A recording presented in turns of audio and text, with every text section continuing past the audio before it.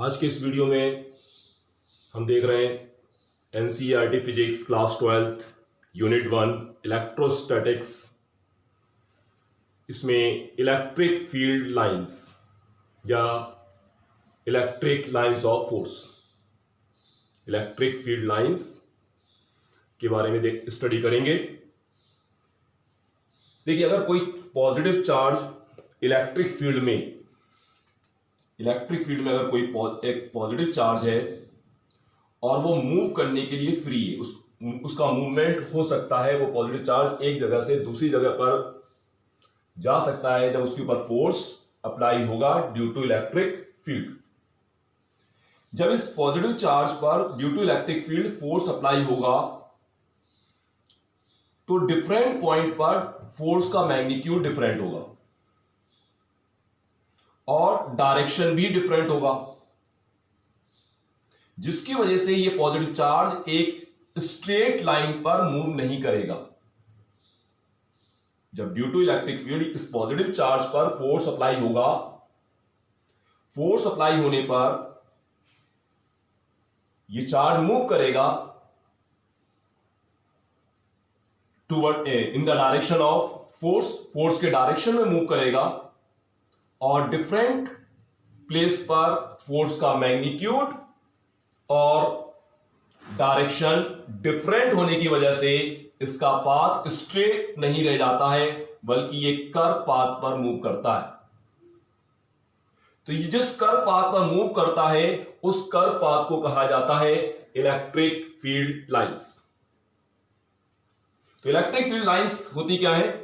Electric field lines are smooth imaginary curve. Electric field lines are smooth imaginary curve if a tangent is drawn at any point on this curve, this tangent show the direction of electric field at that point। मान लीजिए curve है जो कि positive charge से start हो रहा है। Positive charge ये जो है कर्व जो है इस पॉजिटिव चार्ज का मान लीजिए पाथ है। तो ये जो इलेक्ट्रिक फील्ड लाइंस मिली है हमें, इसके किसी भी पॉइंट पर अगर हम एक टेंजेंट ड्रॉ करें, इस कर्व के किसी पॉइंट पर अगर हम टेंजेंट ड्रॉ कर दें तो वो टेंजेंट बतलाती है कि इस जगह इलेक्ट्रिक फील्ड का डायरेक्शन इस तरफ है और इस पॉइंट पर इलेक्ट्रिक फील्ड का डायरेक्शन इस तरफ है। अब देखिए, यहां पर डिफरेंट पोजीशन में इलेक्ट्रिक फील्ड लाइंस डायग्राम में शो करी गई हैं। अगर हम यहां पर सिंगल पॉजिटिव चार्ज की बात करें तो सिंगल पॉजिटिव चार्ज में इलेक्ट्रिक फील्ड पॉजिटिव चार्ज से प्रोड्यूस हो रही है और किस तरह मूव कर रही है? इंफिनिटी तक जाएंगी रेडियली आउटवर्ड्स।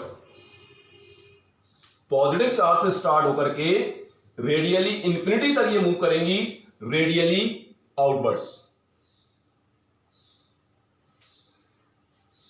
सेकेंड डायग्राम में electric field lines negative charge पर टर्मिनेट हो रही है, यानी कि जो इलेक्ट्रिक लाइंस ऑफ फोर्स हैं, इलेक्ट्रिक फील्ड लाइंस हैं, वो इंफिनिटी से आकर के नेगेटिव चार्ज पर टर्मिनेट हो जाती हैं। उनका टर्मिनेटिंग पॉइंट नेगेटिव चार्ज रहेगा। तो इसका डायरेक्शन हो जाएगा from infinity to negative charge radially inward. जब फोर्स बनती हैं तो ये पॉजिटिव चार्ज से स्टार्ट होकर के नेगेटिव चार्ज पर एंड हो जाती हैं। Originate from positive charge and terminate to negative charge. अगर यहां पे दोनों चार्ज ये दोनों चार्ज अनलाइक चार्ज हैं, दोनों चार्ज अनलाइक चार्ज हैं, तो उस कंडीशन में ये पॉजिटिव चार्ज से ऑरिजिनेट होकर के नेगेटिव चार्ज पर टर्मिनेट हो रही है।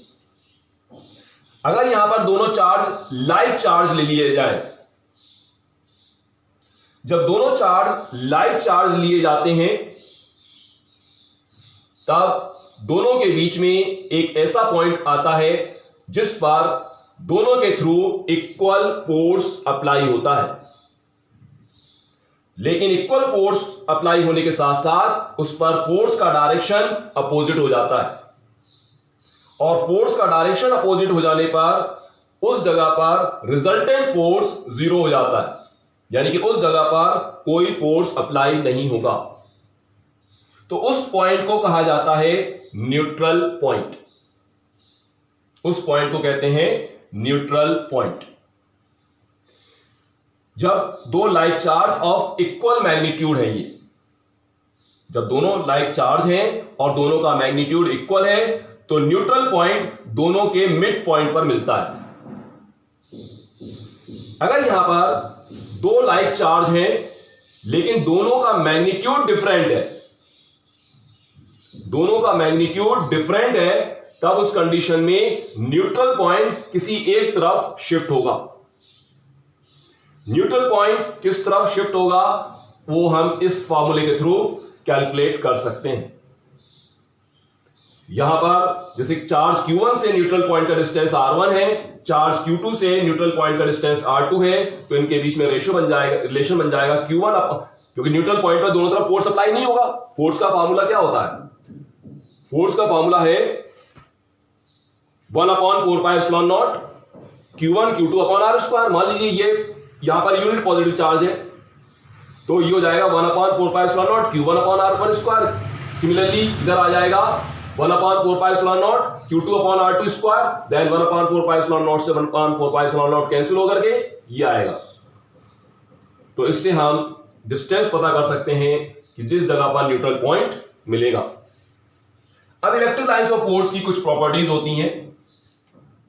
फर्स्ट प्रॉपर्टीज तो यही हो गई, electric lines of force originate from positive charge and terminate to negative charge. Electric lines of force originate from positive charge and terminate to negative charge. Second property हो जाएगी, if a tangent is draw at any point on the curve of magnetic lines of force, if a tangent is drawn at any point on the magnetic lines of force, then this tangent show the direction of electric field at that point।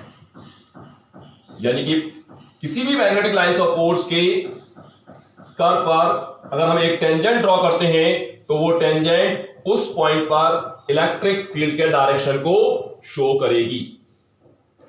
इसकी next property है, electric lines of force never intersect each other. इस तरह से intersect नहीं करती हैं। अगर करेंगी तो क्या होगा, इनके इंटरसेक्शन पॉइंट पर अगर हम टेंजेंट ड्रॉ करेंगे तो दो टेंजेंट ड्रॉ होंगी जो एक ही पॉइंट पर इलेक्ट्रिक फील्ड के दो डायरेक्शन शो करेंगी। It is not possible. तो ये था electric lines of force. Next video में हम देखेंगे इलेक्ट्रिक फ्लक्स।